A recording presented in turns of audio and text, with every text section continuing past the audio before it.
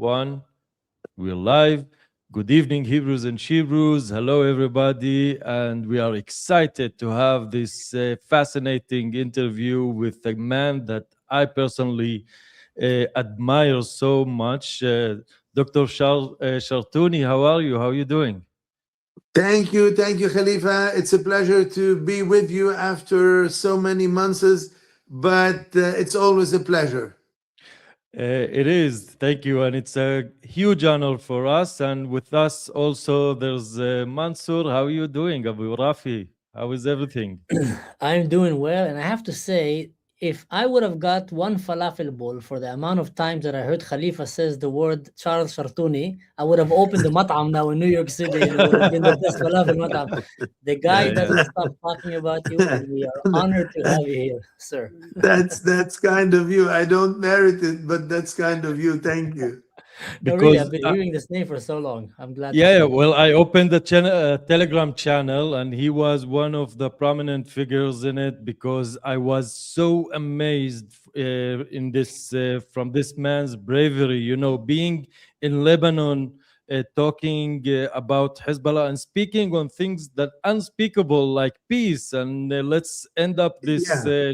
shenanigans going on. So, if you don't Yes. mind, Dr. Chartouni, just give us a little bit. How did you end up leaving Lebanon? What were the circumstances? It's been, you said, one year ago.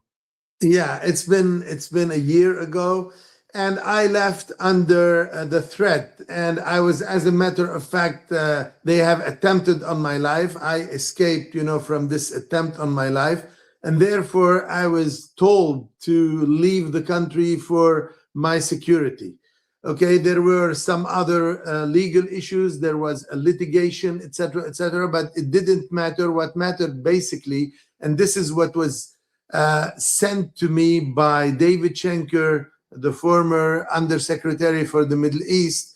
He sent me a message. He said, Charles, you better leave the country because you are on the hit list. So when I got the message from David Schenker, I said to myself, I have no other chance but to leave. And I had to leave by sea. I took a small boat. It was a rough sea on the 23rd of November 2024, and I had to go to Cyprus, and I arrived midnight time to Cyprus, and I had to fly from Cyprus to Paris, where I spent almost 3 months. We were negotiating the issues related to the presidential election in Lebanon and to the future of the political solution in the country at the time. Unfortunately, it was the wrong choice. The choice that was made on Joseph Aoun was the wrong choice. I was very opposed to it from the very beginning, but we couldn't do otherwise for one simple reason, that their pledge was on one thing, that the guy is the head of the army, and the army is the only institution that is relevant for the time being in Lebanon, and therefore we need to rely on the capability of the army. Unfortunately, it turned out that the army was infiltrated and undermined from within. And this by is what Hezbollah. adds to the, by Hezbollah. There is no doubt about it. It was undermined from within. And this is for what accounts for its inability to move on with the implementation of the truce that was signed off a year ago, which means there has been a signature on the part of Israel and the Lebanon, and it was about time for us to put an end to the extraterritoriality of Hezbollah and the Palestinian camps and what was passed and what was happening between the two. Unfortunately, the political, the newly executive balked on this issue, didn't do much, and therefore we ended up in this situation of stalemate that has taken over for the last year, unfortunately.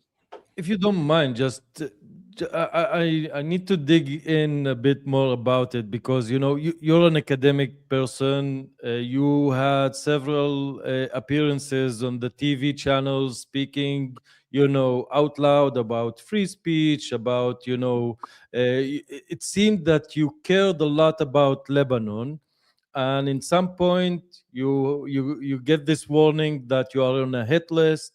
H- how did this come, and how did you feel leaving Lebanon? Like, take me to this night that you said, okay, I'm gonna leave Lebanon, and do you think you're gonna come back anytime Yeah, there?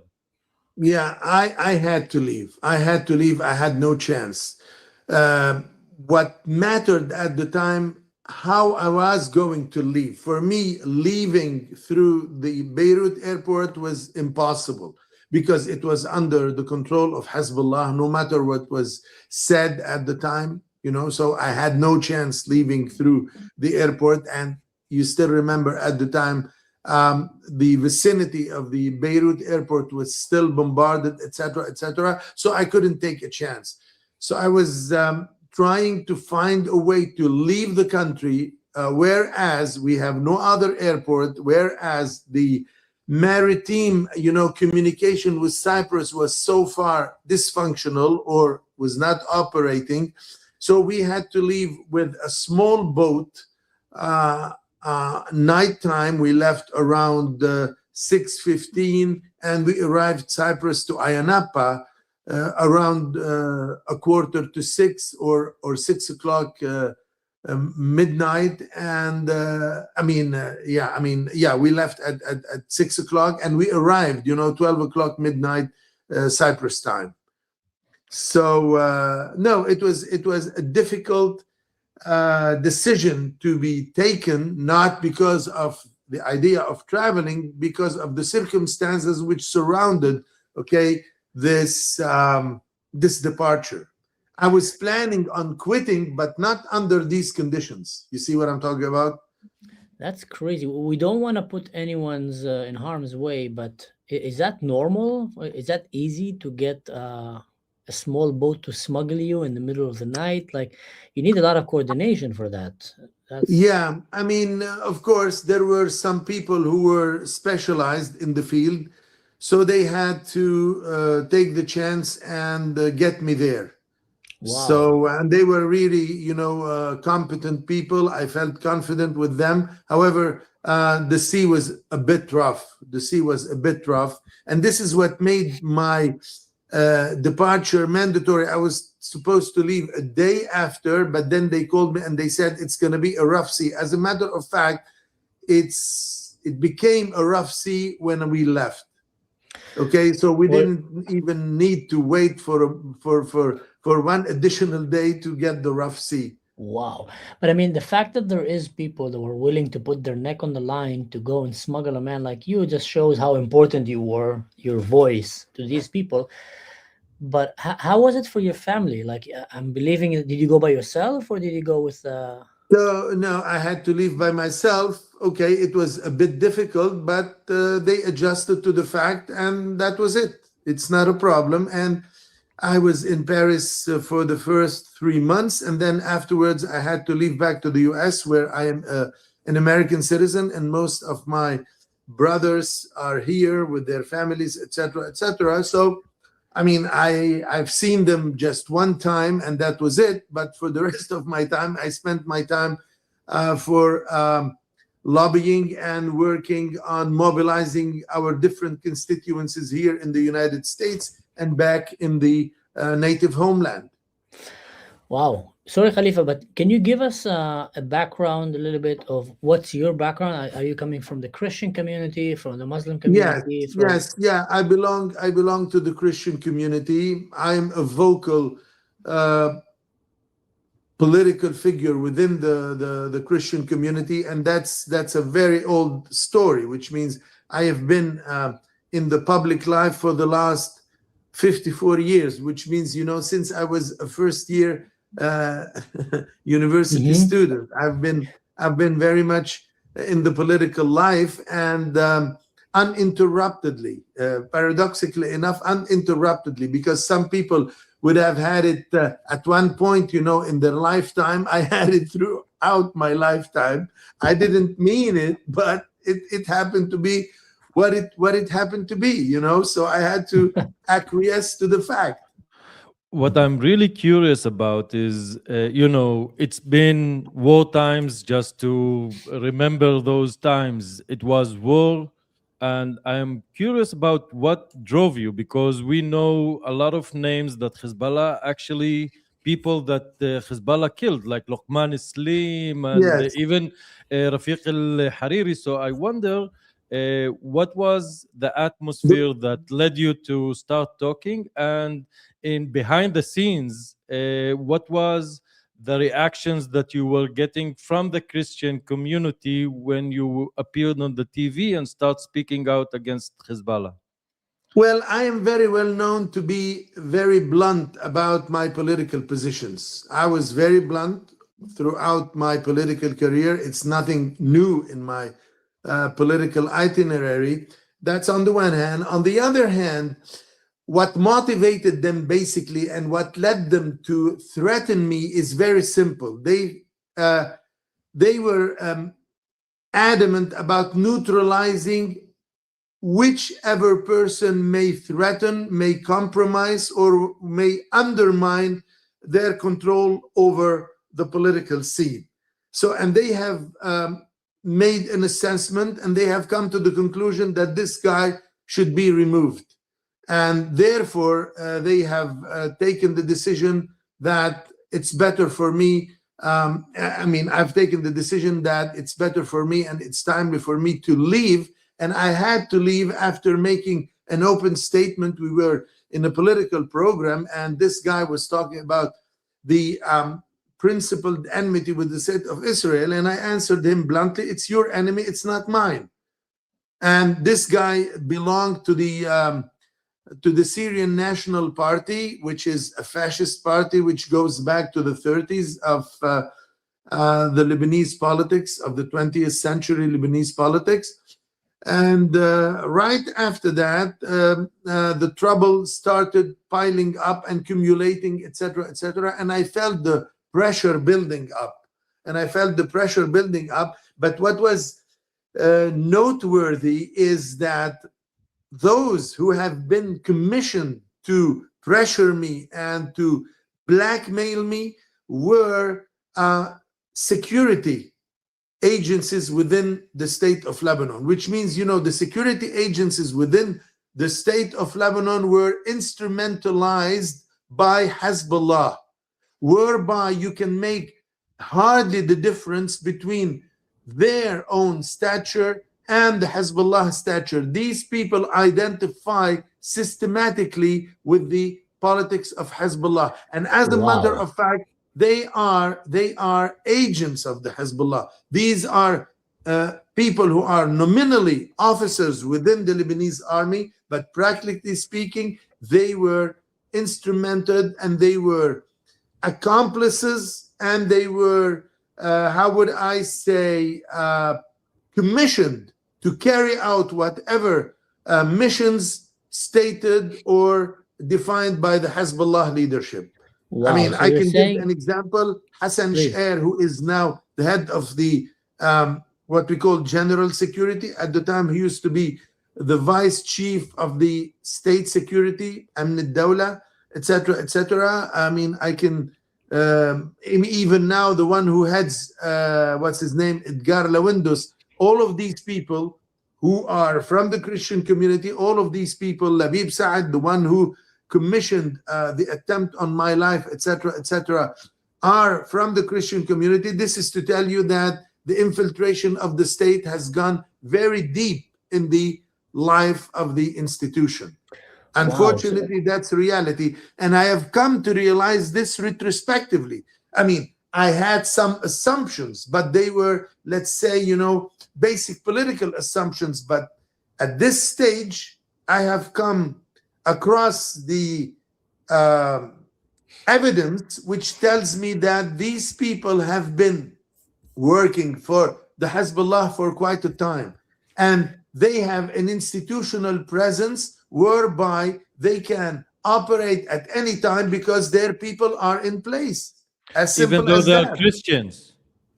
Yeah, although they are Christian. Yes, of course. I Wow. mean, but it's very well known that these people, they work for the Hezbollah. And you know that a lot of people from different, religious communities and denominations work for Hezbollah. They have been hired by Hezbollah. They have been bought Druze in up Lebanon. by Yeah, Hezbollah. Of course. I mean, there is even you can Druze go, factions in there.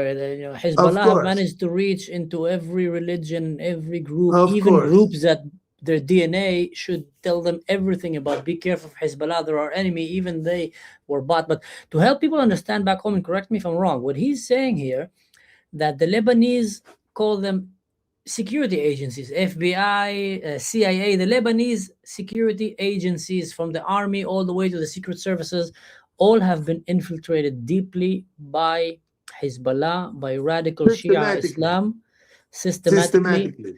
Yeah. And can this ever be reversed?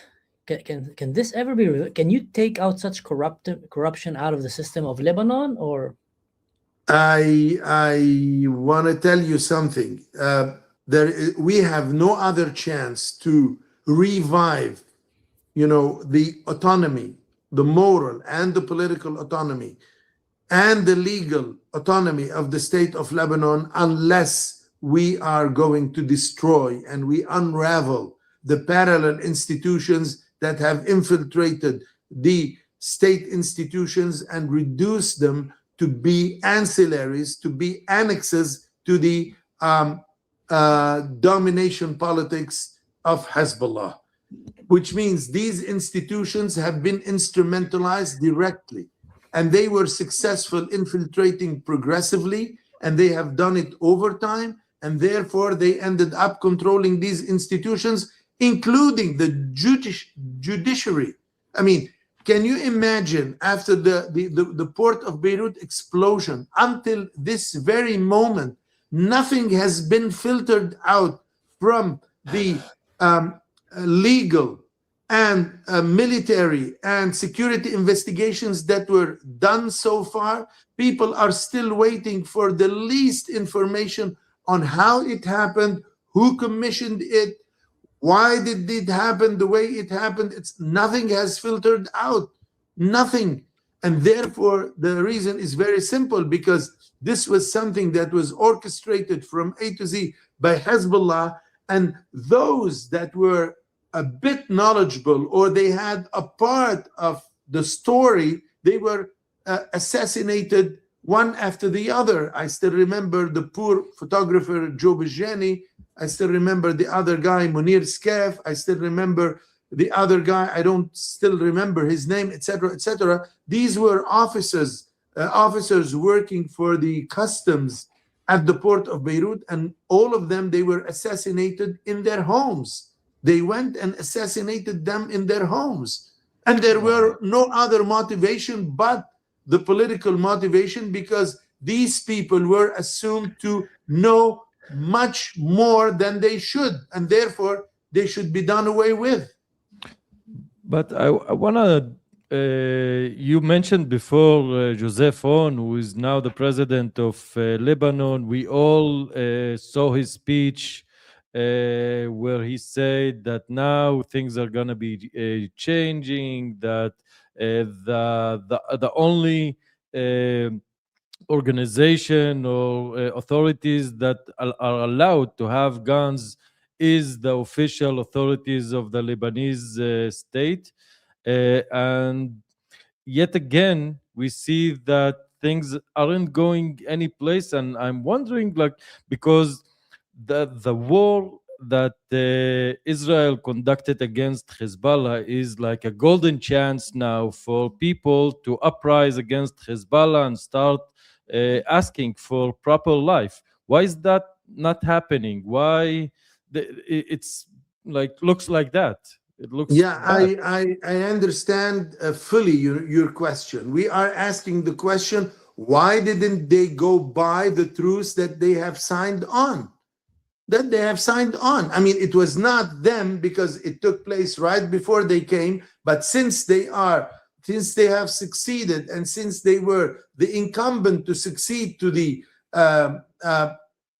political authority which signed off, why did they continue? Why didn't they fulfill the part of the accord? I mean, there were a truce accord, and they had to fulfill it. And what does it mean? How does it translate, the fulfillment of the truce accord? It's the disarmament process that should have been conducted. And it's been a year, and nothing tangible, nothing meaningful, and nothing decisive has been taking place so far.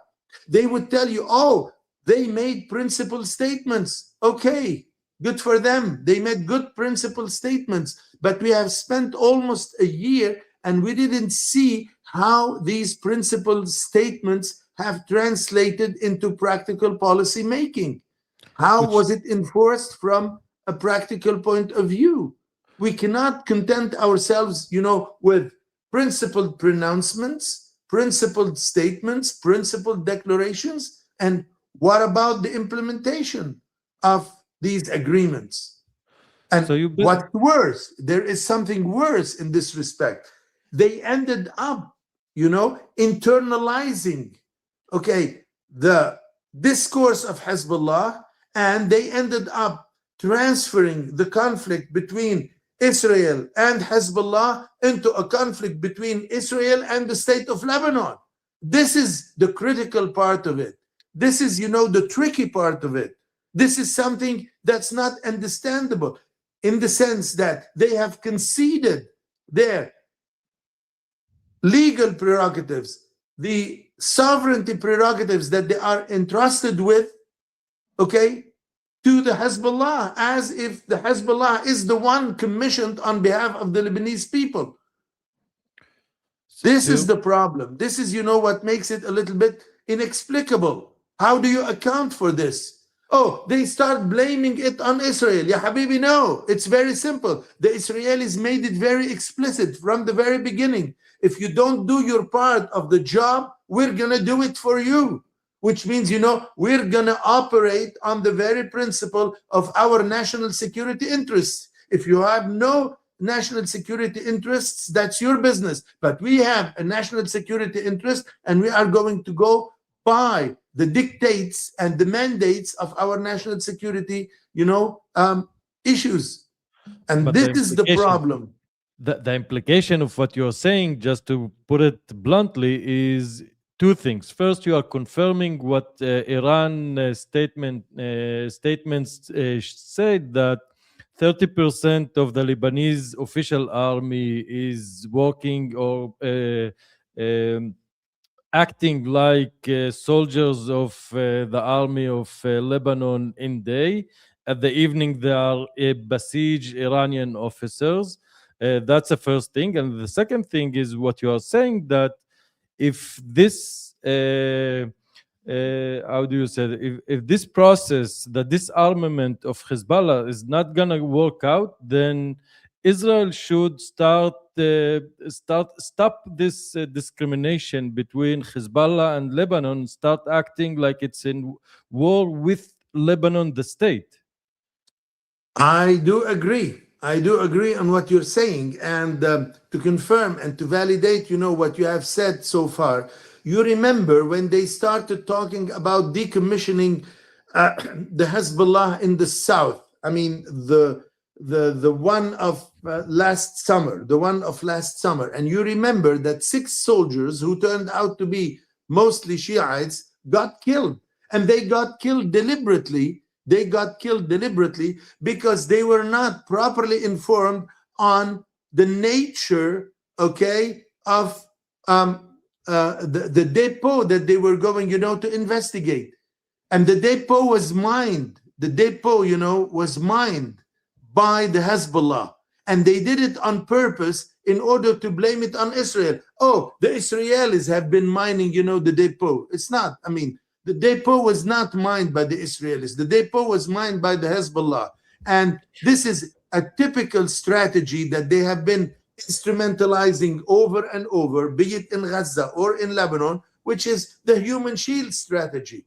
Let's, instrumentalize individuals, let's instrumentalize, communities, etc., in order to shield ourselves, in order to externalize the blame on the Israelis, because every single time, the Israelis retaliate, there are going, to be civilian casualties. But you have made it in such a way that every single time then the violence resumes, it blows in the face of the civilians. Why? Because you have been instrumentalizing, the civilians. You have been instrumentalizing the urban areas. You have been instrumentalizing whatever, hospitals or churches or mosques or schools, etc., in order to cater to your subversive strategy. A death cult. Yeah, that's what happened when you let fanatic religious lead a country, especially if it's Muslim fanatic religious. They make it all a death cult. They care only about themselves. They're so obsessed with destroying Israel, with hating the Jews, that they would literally burn down their country. We saw that in Iran. We're seeing that in Hezbollah. In Lebanon, we're seeing that in Syria. Now, someone here asked a very interesting question, and I want to pivot to that because I think that might be very relevant also. David Kuzmuzik asked, what does the doctor think will happen to Lebanon and Hezbollah if the Iranian regime falls, and does the fall of Venezuela regime helps to take down the regime in Iran? I know it's a big, compact question, but what's your thought about that? Well, there are two options. The first option, the state of Lebanon will have to take responsibility. So far, they have not taken responsibility. So far, they have defaulted on taking responsibility. So far, they were not serious about assuming their responsibilities insofar as enforcing the stipulations of the truce accord, enforcing the stipulations of sovereignty on the ground, etc., rebuilding the institutions, making sure that the institutions are not anymore swayed by the Hezbollah, etc., whereas the matter of fact, they are still swayed, they are still infiltrated, and they are still manipulated from within, which means, that you cannot separate between the Hezbollah political and strategic stakes and what has been adopted by state institutions so far. They have not distinguished themselves. They have not set apart, the two realms, They are still not only appropriating the narrative, but they are still identifying themselves with whatever policies or whatever strategies have been adopted so far by the Hezbollah on the ground. And this is what makes it a bit awkward. So therefore, what needs to be done is the state of Lebanon will have to take responsibility. That's the first. At one point, they would excuse themselves and they say, oh, we are afraid from having a civil war. There is no civil war. Once you decide to take responsibility, you have the means, to enforce whatever needs to be done at this or this other stage of, the conflict. That's on the one hand. On the other hand, the Shiite community will have to make up its mind. The Shiites have to be very clear about their future. If they want to embrace this narrative and continue with this narrative, they will have to take responsibility for the outcomes of this narrative, the destructive outcomes of this narrative. If they didn't realize that this narrative and this strategy and this worldview is going to lead to impasses, to dramas, and to tragedies, and it's going to lead to nowhere, it's about time for them to say enough is enough, and we need to put an end, to this narrative, and we need to swerve the course and start adopting something constructive, something that helps us extract ourselves from the travails and from the miseries that have been inflicted on us by the Hezbollah. And if they don't do that, they will have to take the responsibility for the outcomes, because the outcomes are going to be tragic outcomes. And that is the problem. It's about time for them to decide. And I've been talking to someone not a long time ago, an hour ago, who is a Shiite friend of mine, and I was talking to him, and I said to him, what do you think? He said, Charles, there must be a time whereby the Shiite community will have to say enough is enough. Enough is enough. So that's a very important issue to be tackled. If they are willing to extract themselves from the impasses. Yeah, That's I don't know it. if they're willing. I don't know if they're willing. And Dr. Rinat Wilf, me and Khalifa spoke to her. I don't know if you heard about her. She's a very brilliant Israeli politician and analysis for the Middle East. She said that the problem with Palestine and many of the Muslim countries around us, that they never really went through denazification, call it, of their hatred to the Jews, to Israel, to the Christians, to other religions. And as long as they don't go through that, we will never see a change. You know, Nazi Germany had to go through that. They literally did not leave a rock unturned in Germany. Oh, here's a Nazi, pluck him out. We don't want this ideology among us anymore. And I feel that Hezbollah, you know, was holding that hatred towards the West, towards the Jews, towards the Christians, like so deep in their identity that it got contagious, that even Druze and even Christians that I spoke to in Lebanon, I was shocked. I would say, come on, man, you're a Christian. You are so much closer to the Jews if it comes to your faith. Let's be honest. Your Lord was the Jew. Of course. You're a Druze. You are so much closer to the Druze in Israel in your faith, and you're definitely not close to the Shia that want to kill you. But they got so brainwashed that they're actually siding with the side that undoubtedly have no place for them unless they are subjected as Class B, C citizens and slaves under the Jizya and etc. So I think that is something that is, you know, for me, seems almost impossible unless they have real transformation, or unless the government understand that this is a serious problem we need to tackle. And I know that Lebanon used to be one of the greatest countries in the Middle East. We used to look up to Lebanon. When I grew up, Lebanon was always like, you know, in the future, and we were one step behind. They had better music, the culture was so beautiful, the people were so liberal. And now look at Lebanon today. It's one of the poorest countries in the world. And that's because Lebanon moved from being Christian-oriented into Muslim-oriented, into Shia. Let's call it for what it is. And instead of being a plural, you know, the Paris of the Middle East, the Switzerland of the Middle East, it became Kabul of the Middle East now. And it became Afghanistan. And that is very sad. But I want to pivot now to Venezuela, because we've been hearing a lot that in Venezuela, Hezbollah was very, very active. Can you walk us through what is the connection between Hezbollah and Venezuela? Like, what does the two have to do with each other? Yeah, I mean, I am very familiar with the Latin American scene. It happens that I am a fan of Latin America, and I've been traveling throughout Latin America for the last 36 years. And I've been traveling extensively, riding buses and walking through borders. So I know quite well, you know, this part of the world. And I'm familiar with the settlement of Hezbollah in Latin America. And I still remember I was in Buenos Aires a year after the bombing of the Jewish Center and the attempt on the Israeli embassy in Buenos Aires. And I was asking a Lebanese cleric who is serving in Buenos Aires, and I said, how do you account for the responsibility of Hezbollah? What brought Hezbollah here? So he started laughing. He said, so you're going to the cataratas, to the falls on the border, you know, with Brazil and with Paraguay. I said, yes. He said, okay, once you come back, okay, you can give me your impression.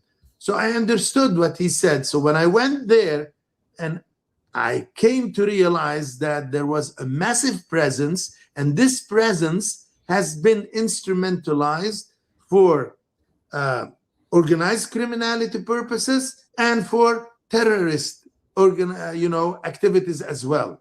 So this was something tangible. Once you go there, once you are familiar with the this environment, and I went there for almost 4 or 5 days, so I got acquainted with the different aspects of life over there on the Tres Fronteras, on the tri-borders, and so I was familiar with the situation. And therefore, don't ever forget that these people have been rallying all the radical ideologies in the region, because these radical ideologies could serve them, could shelter them ideologically speaking. They can help them conceal their political and their ideological entity under a so-called leftism, whereas they have a totally different agenda, etc., etc. That's on the one hand. On the other hand, don't ever forget that the production and the circulation of cocaine and the circulation of drugs is a major political issue and is a major security issue, which impacts to a very large extent political life in these countries. And what's interesting in this respect, Venezuela, when the Chavez era started and when they took over, was federating, the official criminality, the organized criminality, and was federating all the radical ideologies that were operating throughout the region, starting with the FARC and ending up with the, how would you call them, FAN? what's his name? No, what's his name? You can talk about the Mara Salvatrucha, Mara 18, in Central America, or Pablo Escobar, or you have Pablo Escobar. Yeah. Or you can talk of Tariq al-Aisami and his cousins, who have been operating a major cartel in Venezuela, and who were behind the how would I call it? They were behind the implantation of Hezbollah in Venezuela. They were behind it. They were the one that mediated between Hezbollah and the Chavista, and who brought them initially to Venezuela. You see what I'm talking about? But there's very interesting thing, because for Arabic-speaking people, you have Hezbollah, which means literally God's political party, and you have Nasrallah, which means God's victory. And he speaks like a clerk, like a religious person. And they're drug lords. And I'm trying to see the connection here between cartels, between drug smuggling, money laundering. How could they even, sell this idea to their people? Well, let's be straightforward about it. Don't ever forget that all of this political behavior is based on religious warrants, which means they have how would I call it, religious jurisprudence to justify all of this. And it's not a mystery. They publish it. They say, this is something that is legalized from a Sharia point of view, from an Islamic jurisprudence point of view. They state it. They speak about it openly. They're not cagey about it. They're not secretive about it. They are, they say that this is something that needs to be done because it is dictated, it is mandated by the religious jurisprudence. So in this respect, they have no problem. In this respect, they have no problem. I understand that they have no problem because they are low-life drug lords. But at least where we come from in the West or in Israel, drug dealers and drug lords are considered the scum of the earth. They're considered like the lowest of scums, people who destroy families.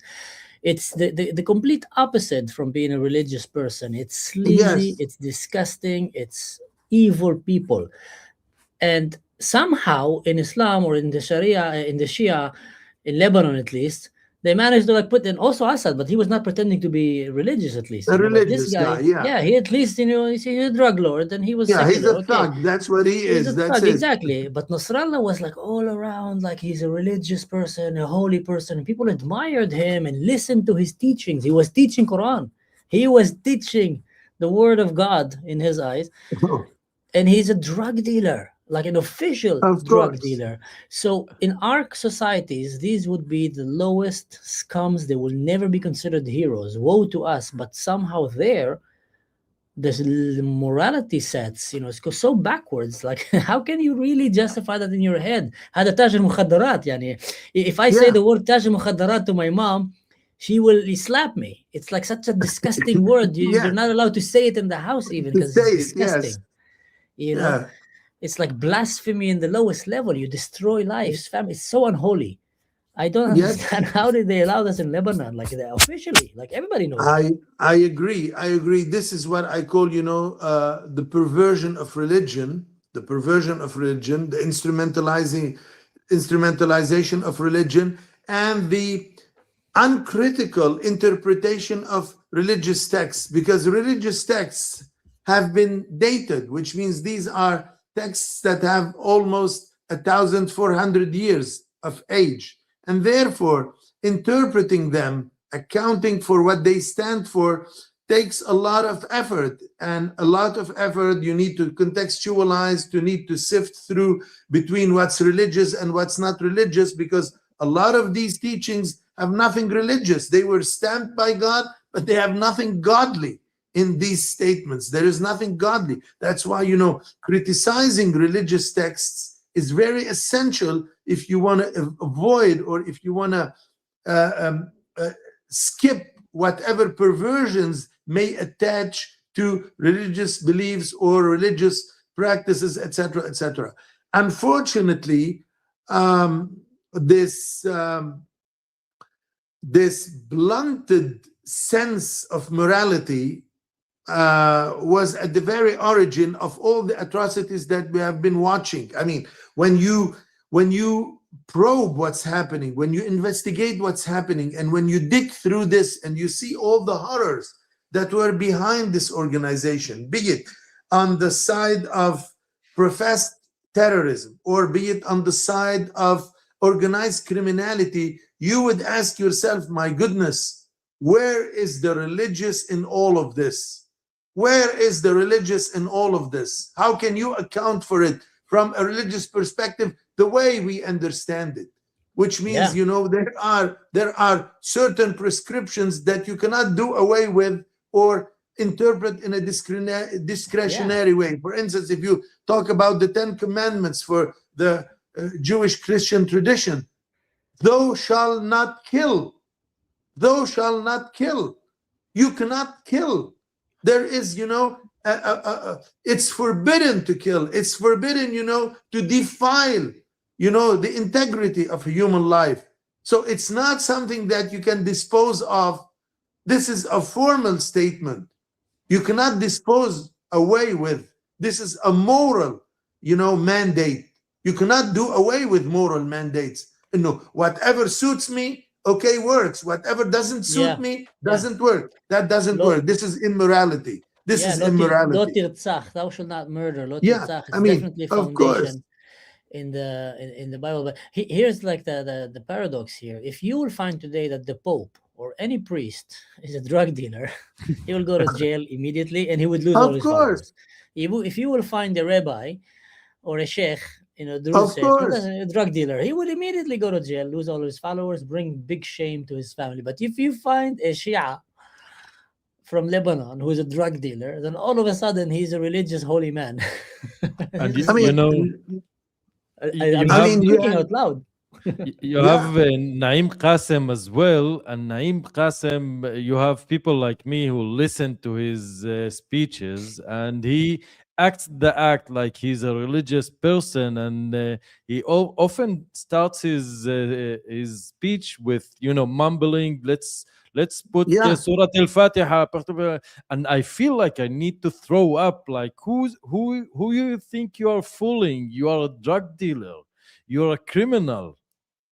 Yeah, I mean, the Israeli operations that were conducted throughout the last 2 years were salvational in this sense, because they have helped us dig through this organized crime and terrorist organization. They have unveiled the true face of this organization. That is what it stands for practically. Stop, the humbug. Stop, the big words, which sound hollow, which ring hollow, which have no consistency whatsoever, and look at the facts, and the facts are horrible. I mean, it's very simple. When you are exposing your own community, when you are exposing your own people, when you are exposing your own children, okay, to bombardment by,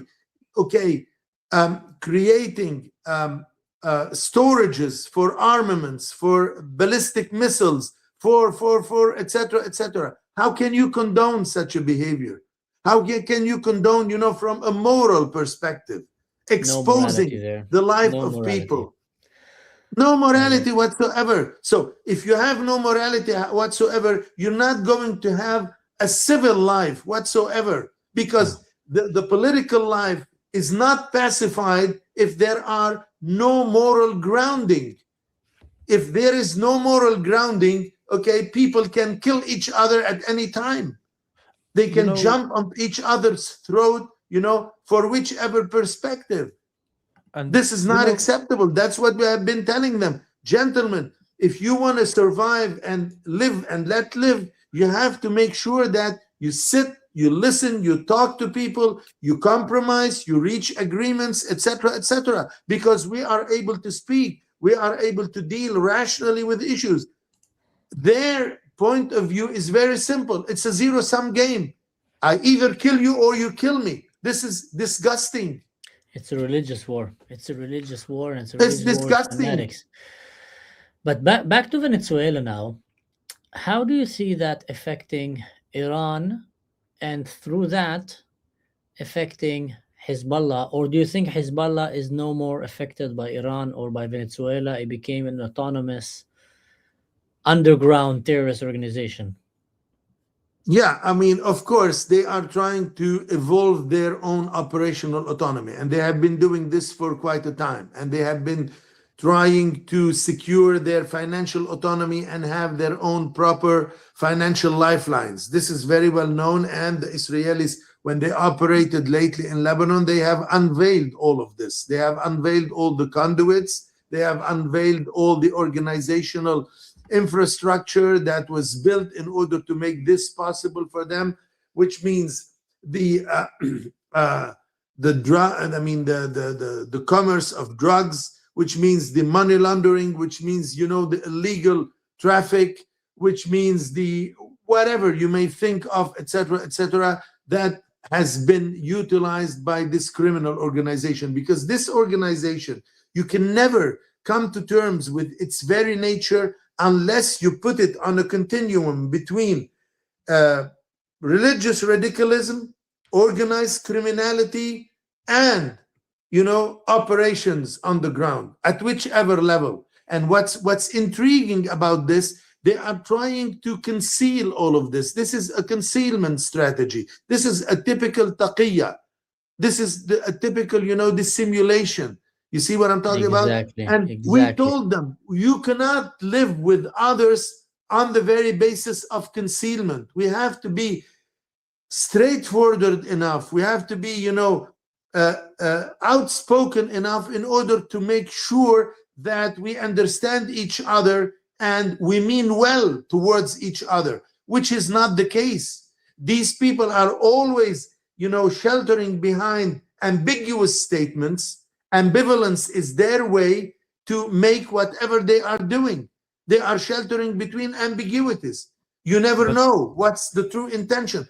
I mean, we said it over and over. We cannot live with this. We cannot go on and on with this. This is undermining the very rationale of coexistence.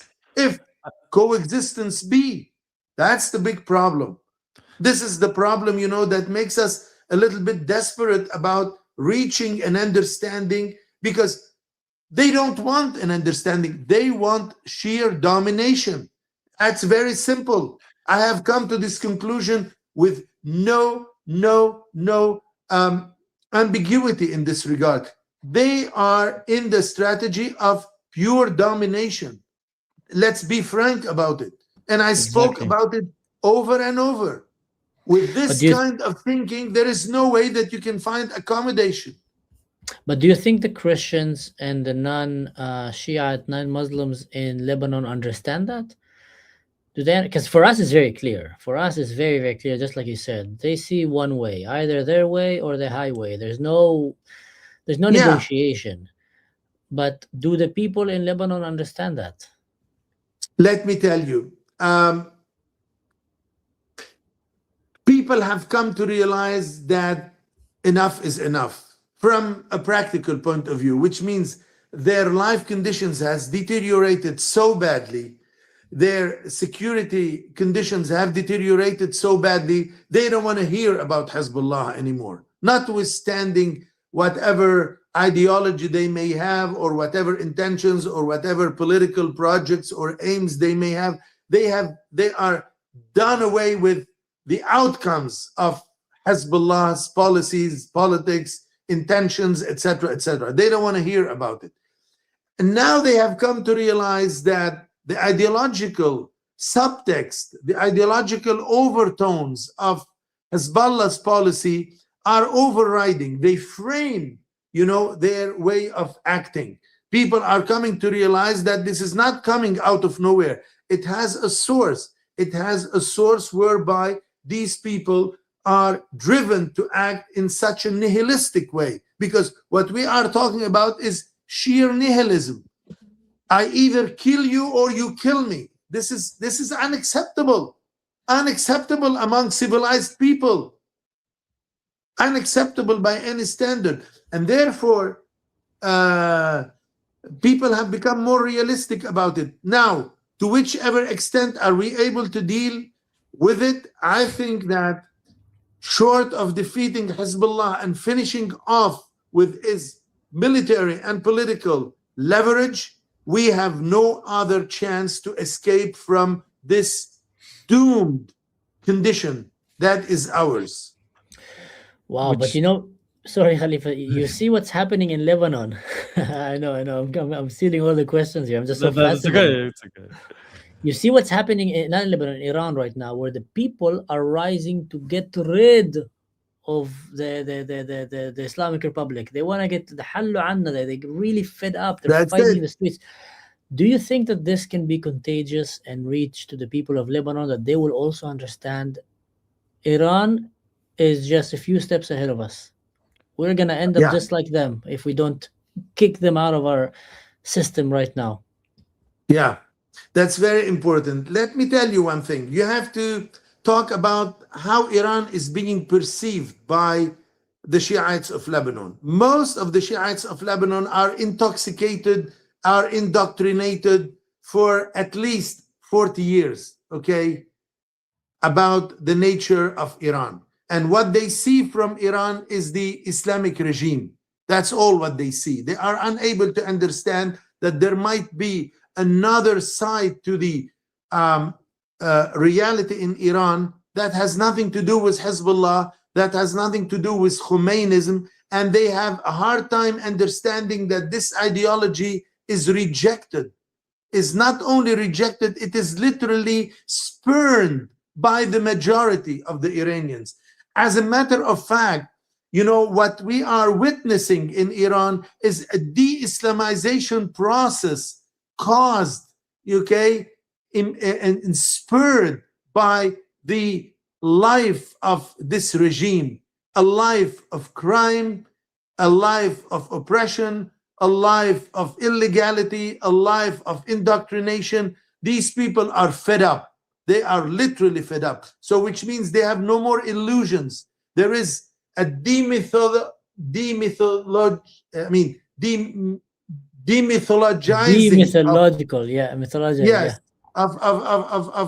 of the political statement, of the religious statement, of the religious institutions. You can see it, when you watch the video, they are throwing, the turbans of the sheikh, and they are, I was watching, an hour ago, these girls that were chasing a mullah, and this mullah was totally terrorized by the girls. And these girls, were terrorizing him, which means, we're not afraid from you anymore. We have had enough from you. So the Shiite of Lebanon are not in this mood, but there is something worse.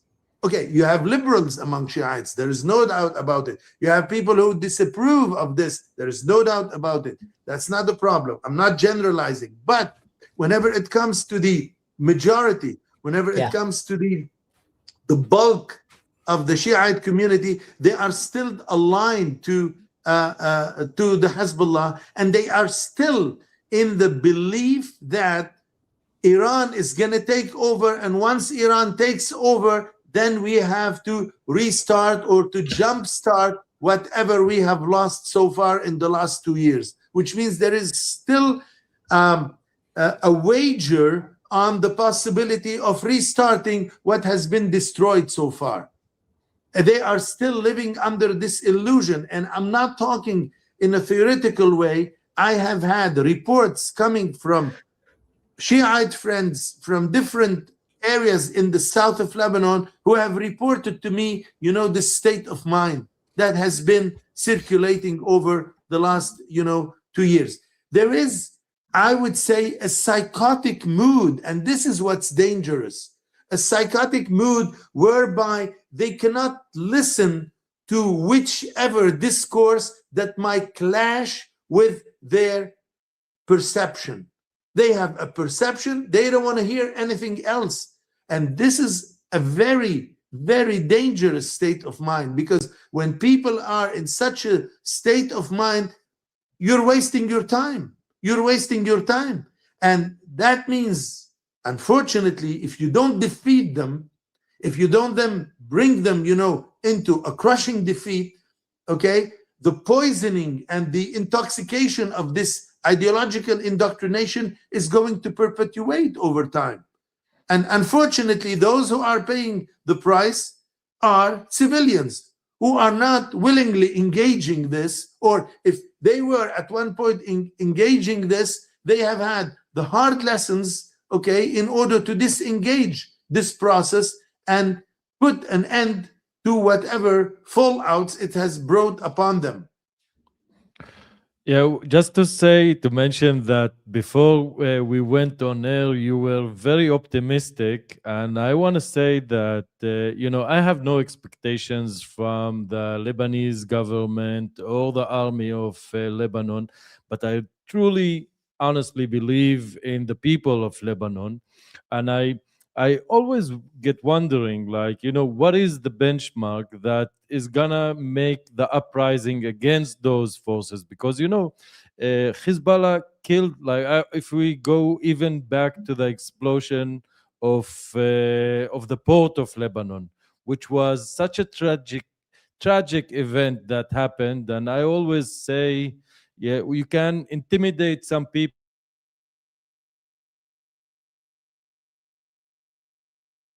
for all times. So, in this regard, in your opinion, or if you need to advise people to Israel, people who are listening to you now, what is gonna happen? How we can end up with actual, real peace with Lebanon? Khalifa, it's a very good question. I'm gonna answer it straightforwardly. There is one single issue to be addressed in this respect. It is a peace treaty with the state of Israel. And I have said it plainly 2 days ago. I've written it on Facebook, and I said the government of Lebanon should ignore Hezbollah, call upon the Israeli authorities, and engage in peacemaking discussions. This is the only way to extract ourselves, from the impasses that have been created so far. Short of this, we are going still to be trapped by the games and the shenanigans, the unending shenanigans of the Hezbollah and its associates. This is the only way. I mean, if Hezbollah is happy, good for him. He's not happy, tough luck. Tough luck. He has to confront at this point of time the Israelis, and they know how to deal with it. That's it. It's very simple. When people ask me, oh, you're siding with the Israelis? I said, no, I am siding with the best interests of Lebanon, and the best interests of Lebanon call upon a peace process that puts end to this irrational, immoral bloodshed that has taken over this region for the last 70 years. Enough is enough. The Israelis have given the proof that they respect their commitment. They respect, whatever engagements they may take, etc., etc. It's about time to stop the ideological obfuscation and misrepresent the Israelis as being monsters who are unable to understand or to cope or to deal with whoever shows the least respect and the least, goodwill towards them. It's enough. We have to change our perspective if we are to seal off a peace process and to put an end to all wars that have been perpetuating over time. This is the only way. Talking about security arrangement, that doesn't solve the problem. Why it doesn't solve the problem? Because it is always underwritten by something that lurks behind every agreement. It's a reported war. It's a reported war. It's not the end of all wars. It's a reported war. And they stated plainly. They said, oh, we want to report it, which means, we have to stop the war at this stage in order to get back into war at a later stage. So if you want to make this statement, it's very simple. The Israelis are going to act on the very basis of this statement, and they are going to retaliate on this very basis of these institutions that are not anymore, hidden intentions. These are declarations, statements, and open statements that are being broadcasted over and over, day yes and day yes. Not only day yes and day no, day yes and day yes. But So the problem is, Charles, you're telling it spot on. But but if we want to speak practically speaking, what you are actually talking about, you mentioned two major things: accountability and denazification. In order for that to happen, you need to have some symbols like Naim Qassem to be hanged in the square for the Lebanese people to say, this is a path that we decided collectively that we are not going to go in. Do you think this is actual thing that's going to happen? Let me tell you one thing. There is a priority. If the government of Lebanon is not ready to engage this new dynamic, if the government of Lebanon is going to still rehash the narrative of Hezbollah, which is being done by the government of Lebanon, because what the government of Lebanon is doing is it's rehashing the statement of Hezbollah at his own level. Okay.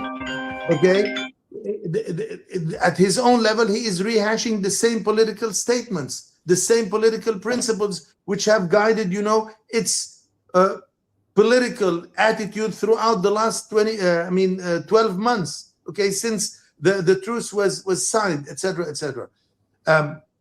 At this point, there must be a government of free Lebanon to make an independent positioning and to start engaging, an alternative political course. And I'm calling on this openly, and I've written it openly on my Facebook page. I've written it openly in several of my articles. I said, enough is enough. If you are not ready to move in this direction, some other people are ready to move in this direction. It's enough. It's enough. It's over. We cannot condone 70 other years of open-ended warfare. We cannot condone it. It's enough. If you are not ready to make peace, that's your business. We are ready to make peace. It's about time for us to. Yeah, I agree with every word you said, but someone just made a comment here that came to my eyes and I can't ignore it. UV19845 said, does he mean Israel invade and take out Hezbollah? Does he understand what it takes? Did he see Gaza? There will be little left when it's done. And I know UV has been leaving a lot of comments, and I doubt he's making it as a threat, but he's actually making it as an observation, because we've seen how these cowards fight. They use their own people as human shields, and the more they lose, the more they count on their people dying. Yes, they capitalize on this. So does Lebanon understand that if they don't take care of Hezbollah, one day Israel will have to go in. And if Israel goes in, it's gonna flatten Lebanon. Do they understand that? I mean, Unfortunately, unless they will drag the Hezbollah and throw them to the streets, but it's probably not gonna happen. So unfortunately, Mansour, this is reality. However sad this reality might be, okay, this is reality. They don't even realize, when I listen to what's his name, Joseph Aoun, or when I listen to the other coward, what's his name, Nawaf Slam, he is still rehashing the political statements he used to say when he was a pro-Palestinian militant, and which he is still, okay? But at least he is a little bit, he has matured, he is in a position of responsibility, he has enough cultural sophistication to understand that conducting state business requires more of an openness, etc., less of an ideological positioning and more of a practical positioning whereby we need to take care of the state affairs, etc. But as a matter of fact, practically, they're not doing anything. They're not doing anything. Practically, they are still submitting to the scourge of Hezbollah, as if Hezbollah, is something kind of a fatality.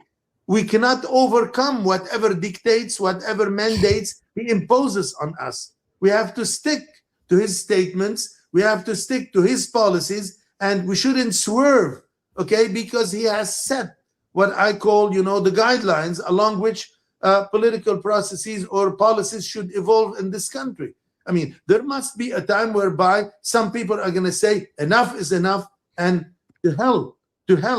And that is going to lead to some conclusions that are big conclusions. Alternative courses, geopolitical remodeling, geostrategic remodeling, etc. And this is what Khalifa was pointing at, and I agree with him, fully agree with him on this. Do they understand the magnitude and the responsibility which attaches to this kind of political stalemating? yeah, Waffling, political suicide. that's it, political suicide. Perfectly. I agree with you 100%. I mean, at least, when I'm talking to you, we have the same common language. You sit with these people, you can spend, the rest of your life and you will never reach an understanding because you don't have the same common language, the civilized language of people who respect each other, who analyze objectively issues, and who try, out of goodwill to find solutions. Enough is enough. Violence is destructive, no matter what. Whoever might be the winner, violence is destructive. It's destructive at the human level, at the moral level, at the spiritual level. You become like every single animal. We become predators, preying upon each other. But these people, they don't make a moral issue out of this. They don't see that there is a moral issue aside from the political issue, aside from strategic and military issue. There is a moral issue. They don't understand this language. Regretfully, they don't understand it. They don't understand it. It's crazy because me and Khalifa, we talked about it so many times. If we had peace with Lebanon, my God, the power, the rich, the wealth, the comfortable way of life. Lebanese, with all due respect, they're not Gazans. Lebanese are intelligent. They're smart. They're refined. They're ambitious people, open-minded. Yeah, they're very liberal. I mean, if Lebanon would have had peace, from all of our neighbors, the ones that I would say are the closest to us in the Western liberal mindset is Lebanon.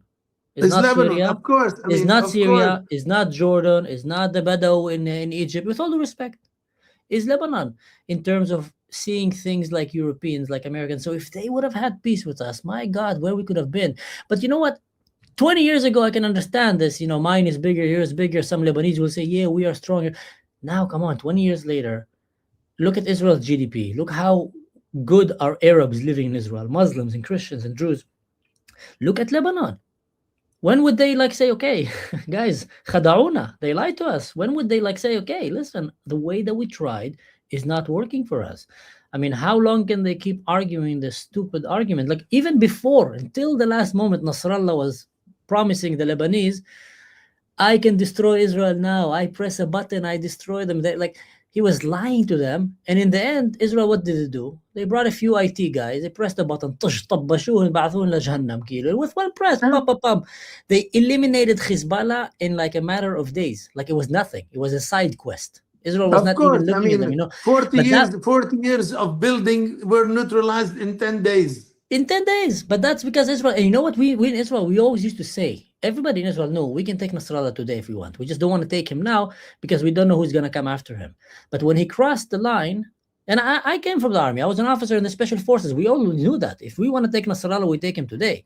Him and everybody around him. We just don't want to do it because if we do it today, then we don't know who's Majnun going to come after him. But he was selling to his people, yeah, we are good. We are destroying. Look at. And after that, I mean, come on. People in Lebanon can't understand right now that these people are lying to them. These people have been cheating them. The real answer is peace with us. Is peace. We want peace with you. We want, if anyone watching from Lebanon, احنا بدنا سلام معاكم. We want peace with you. حلوا عنا من حكي فاضي المجانين. We بدنا سلام معاكم. We want to go and eat your food. We want you to come and drink our coffee. We want to sit together. We want to have real peace. That the resources, the wealth, the mine wealth that Lebanon have, that Israel have, we can really, Lebanon and Israel together can transform the whole Middle East. And then Syria would look and say, wow, look at this. Wow. And then Jordan was like, wow. And it can be contagious. Yeah. We have the cultural embedding. We are the cultural embedding, definitely. Yes. And you have the most, you know, the sharpest and brightest minds like Gibran Khalil Gibran. Here's a quote from Gibran Khalil Gibran saying that love is work made visible. And I ask Lebanese people, is this your love? Killing our Druze brothers, small children, 12 small children, playing soccer? What do you want to contribute to the world? Like what is what are you trying to achieve? What's your contribution? What is it? What you are trying no to I mean, you know, the pathologies which attach to this enmity towards the state of Israel is just mind-boggling. This is mental illness. The demonization of the people of Israel, the demonization of the Jews. It's a shame. I be shown the way we put it, you know, it's a shame. I be shown. What is this? Okay, you have differences. Okay, you can settle differences. People are ready to sit together and settle differences. That's normal in life. It's about time. There is what we call diplomacy. There is what we call, you know, mediation.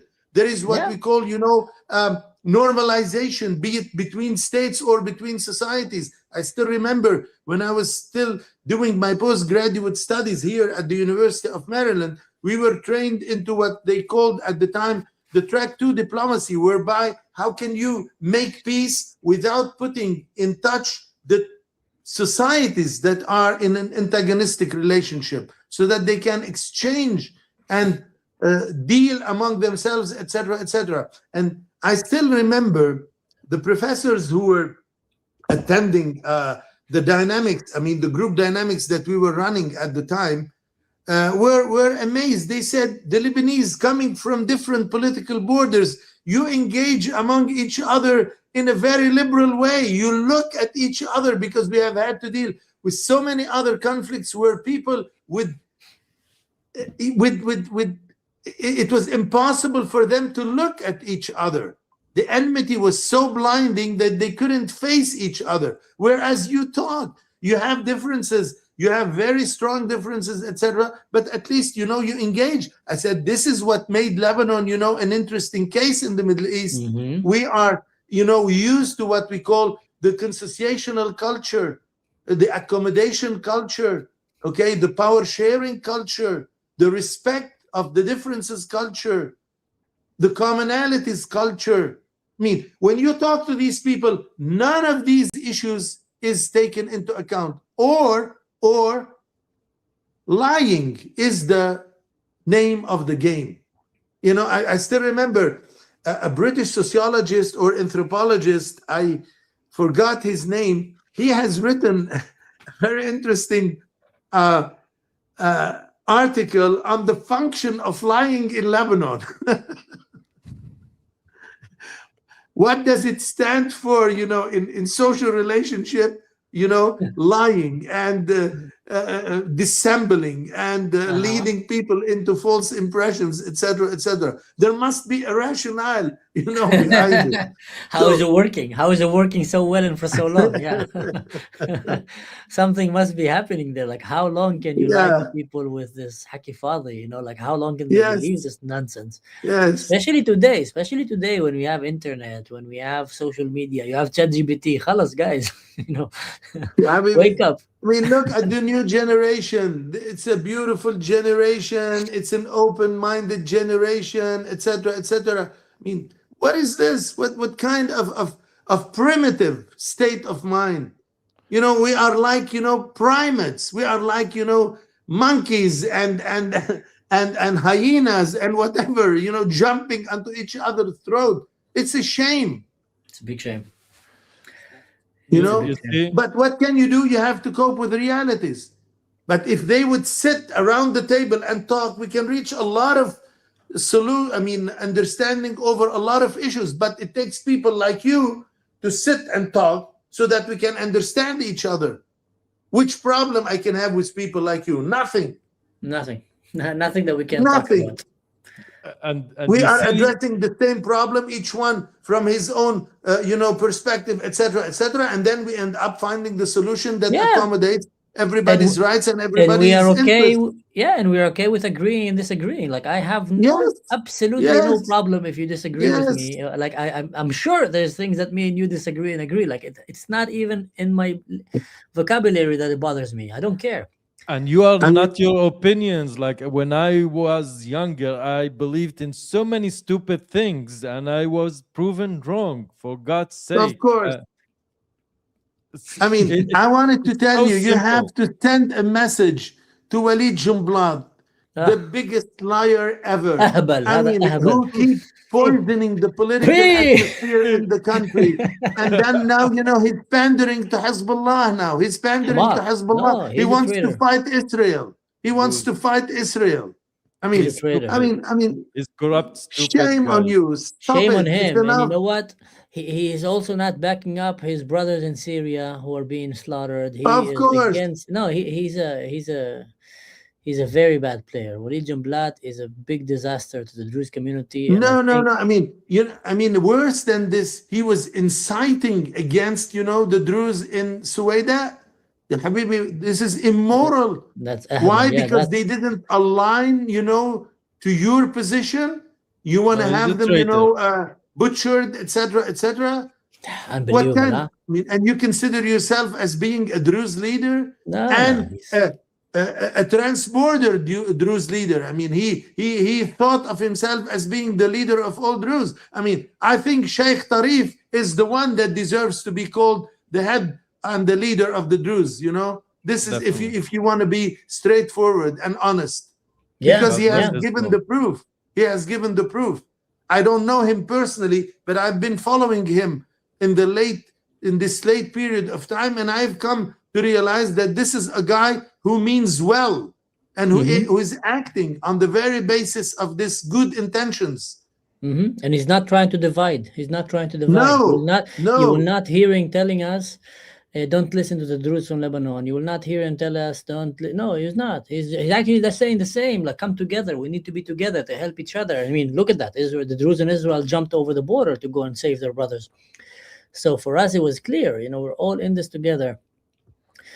But my God, I mean, Lebanon reminds me as if you're living in a neighborhood and you had neighbor Jordan, neighbor Iraq, neighbor, Masr, and you have neighbor Lebanon. Lebanon was always, a very European kind of neighbor. They had beautiful daughters. They had very kind of open-minded. They had a TV. They had better MTV.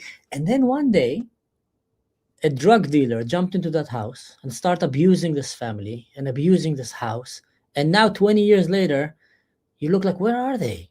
And then you look and you see this beat up, abused, beautiful intelligence nation, and you say, when will they get rid of these drug dealers, these religious fanatics that stole their country and plundered their beauty and brought their economy into, forgive my language, into shit?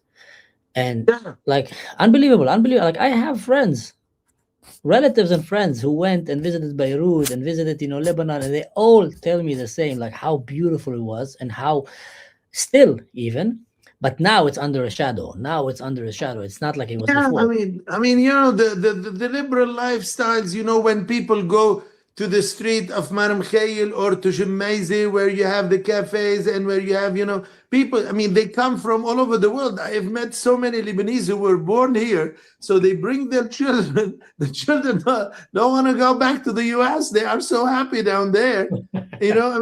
I said, can you imagine if we have peace? If we have Wow. peace, That would be all can you over imagine what would it be? Amazing. It's about time. It's about time. It's about time. That's my final message. You see There why is I love no this reason. guy, Mansour? No, this guy's amazing. The simplicity of the logic, it's so refreshing, and it's so scarce in our Arabic native speaking people and clans all over here, which is this is why we are desperately hanging with people like yourself. And someone earlier mentioned Frank Salame, Professor Frank Yes, Salame. the professor. Yeah. Is a friend of mine, and we're gonna bring him as well to have these discussion. And we are inviting everybody to come and discuss with us and speak with us. And you'll see we're not devils. We don't have tails. We don't have horns. And let's just make No, peace man. together. Exactly. I tell you what. Here's a funny story. That's how much I look up into the people in Lebanon. I remember one time I brought a relative of mine from my village to my city. I was living in a Jewish Israeli city, a touristic city, a lot. It's like the Las Vegas of Israel. Yeah. Now the guy was a fallah. He was from a family of fallahin. He was from the village of Muar, and he was walking with me on the beach, and he started whistling to every girl that he saw. And I slapped him. I said, "What are you doing?" He says, but I want to get their attention. I said, "Well, you think they're a taxi? You're gonna whistle like this? They're pepper spray you, man. This is modern society." And then I thought, okay, some of my relatives from the village, I need to maybe make a little bit briefing before I bring them straight to the beach in Eilat. If I will have a Lebanese come from Beirut, I will know that I will not need to worry about that. He knows the same mindset. They have the same mentality. They're progressive. It is the most natural thing to believe that we will have peace with Lebanon and that we will have tourism and economy exchange and work. Like it is, I can't see any reason why not. Let me remind you something. You remember when they have appointed this former ambassador to negotiate with Israel lately? Yeah. You remember that? Yeah. I forgot his name. Simon Karam. Simon And they Karam. imposed an agenda. They imposed an agenda on him. And then when he went and he wanted to discuss with the Israelis about the agenda, the Israelis told him, put aside the agenda. We have a broader agenda that we are offering you. We are offering you, economic zones. What does it mean, economic zones? Rather than battling each other, we're going to be doing business. We're going to be, building industries. We are going to be, creating jobs. This is what we are offering you. And this was officialized and this was stated openly by Prime Minister Netanyahu. He said, that's what I'm offering you. I'm not here to offer you when is the next round, okay? We have been reporting the battle now, and we're going to get it maybe in 2 years down the road. For them, they have to understand that battles down the road is over and it's not going to be possible. And this is what we are trying to tell them. The Israelis won't tolerate this. This won't happen next time. There is no next time. You have to understand this. If you don't understand that there is no next time, okay, you are misunderstanding and misrepresenting the situation. Israel after October 7, Israel after October 7 is a different Israel. And I really, really wish that they understand that. The That's Middle East needs to obvious. understand you don't want to mess with Israel after October 7. It brought them to the That's Holocaust. obvious. Understanding never That's again. So Lebanon, I think, have two options. Either you want the Dabbabi or you want the hotel, yeah. the big hotel on the beach. Let's open real estate together, hotels together, do business together, high tech, Silicon Valley, bring Tel Aviv And to Beirut. You know how Mansour, much blessing you can get. But if you want the Babi, you'll get the Babi. But that's stupid. Why would you want the Babi if you can get the nicest hotel? The Babi, for the people who understand, it's a tank. yeah, and the thing is, Mansour, the funny thing about it, when I listen to their discussion speaking about it, they say Israel has a project of expanding and, No, putting. we were in And, Lebanon twice and we came out. We didn't leave a single soldier there. but the thing is, you have Iran, a country full of the richest minerals and oil and gas and whatever you want. They barely have water and oil Yeah. and gas for their people, and they are like cheap as I don't know what. And you have Israel model will make you much richer. You will live longer. You don't have to fight with anybody else, and you will have security and longevity. And Jews. still, people are so afraid of it. Like, come on, Yeah. what is your problem? It's only the hate of Jews. That's the basis. The anti-Semitism. It's ideological intoxication. Ideological intoxication. That's it. It's what we call, hatred, institutionalized hatred. What is the reason behind this hatred? You probe it, okay? They start sorting out all garbage, okay? The Jews are this and the Jews are like, yeah, Habibi, this is not true. This is, this is what you have been fed throughout the years. You have to change your perspective, learn how to deal with people, learn how to understand, their mindset, learn how to understand, their proper narrative, their experience, their historical, travails, etc., because they've had problems like you have problems. So this is a way to make peace when you engage in a conversation.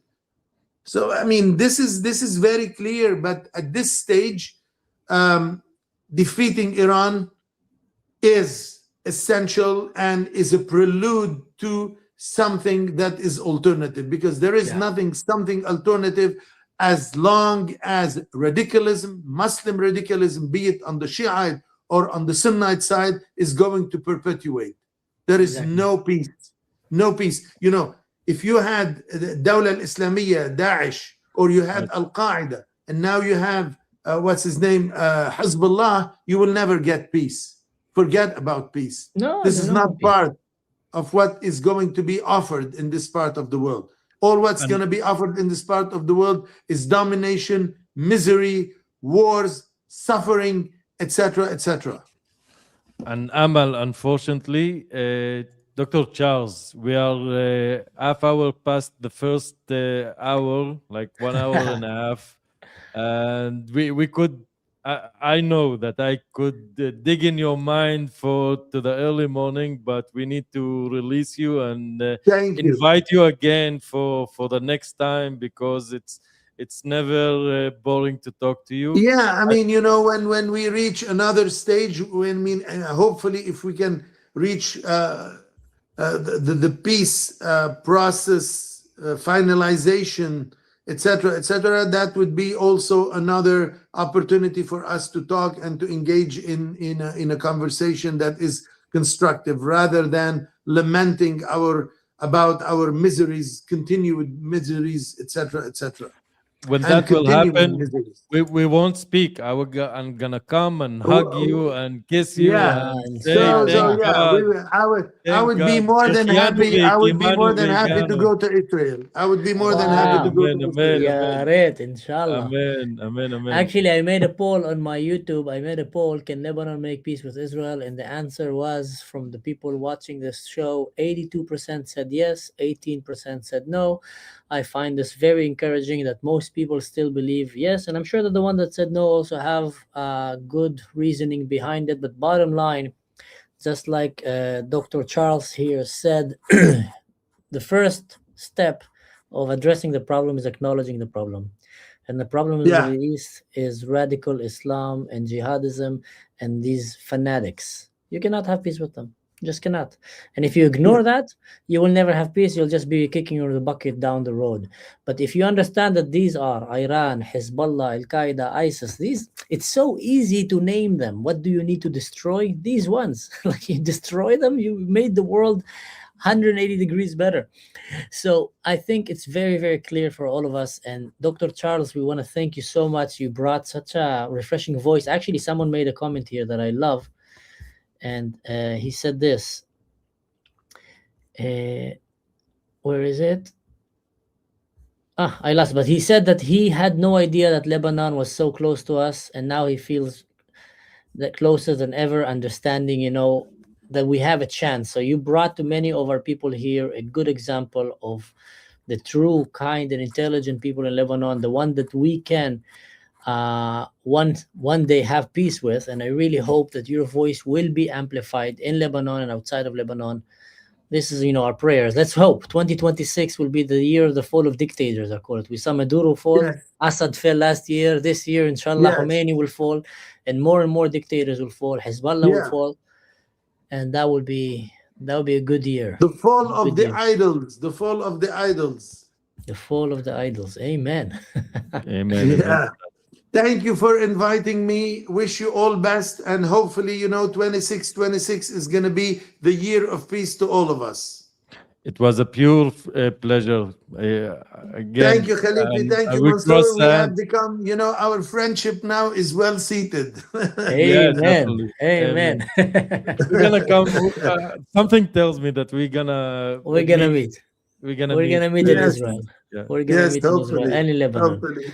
All right. Hopefully. Thank you so much for Peace watching, to ladies and everybody. gentlemen. Don't forget to do the like, share, subscribe. Go and check our Patreon. Great deals for me and Khalifa. Also, go and follow our professor over here. We're going to leave the link to his Instagram or YouTube or other platforms that he's active on, X. Whatever he is active, we're going to leave it on the bottom here. But thank you so much for sticking around. We appreciate you, and see you next time. God bless you, everybody. Thank you.